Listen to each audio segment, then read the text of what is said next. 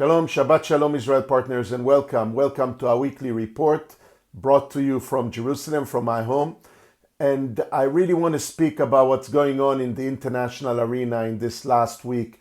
The last week being dedicated internationally to the General Assembly of the United Nations, where multiple leaders of many countries are coming to New York City and conveying their messages, giving speeches from the main podium of the UN.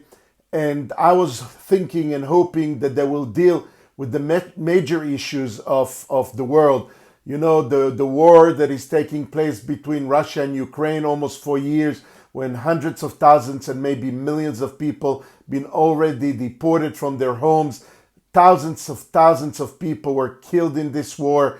But no, this is not the main topic, not even the nuclear development in Iran, not even the fact that they are still pursuing the achievement of getting a nuclear bomb and not allowing the international community to inspect what's going on in Iran. No, this is not the main issue.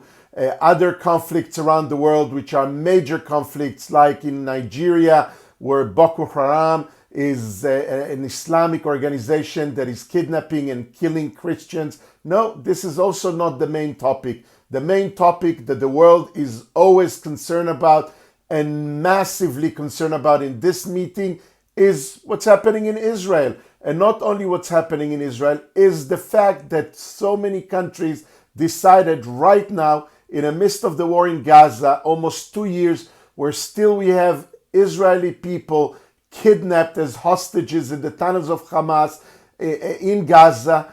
Still, Houthis from Yemen are launching drones and missiles and rockets into Israel. Still, the war continues, and all they care about is giving a big prize to the terrorists, to the attackers, and declaring a Palestinian state. This is the situation. A small, tiny little dot on the map, a country of Israel, where only 7 million Jews are surrounded by billions of Arabs. They are the main concern for the world, for the international community. That's all what they're talking about, trying to force us to accept and receive a Palestinian state within the same borders of Israel.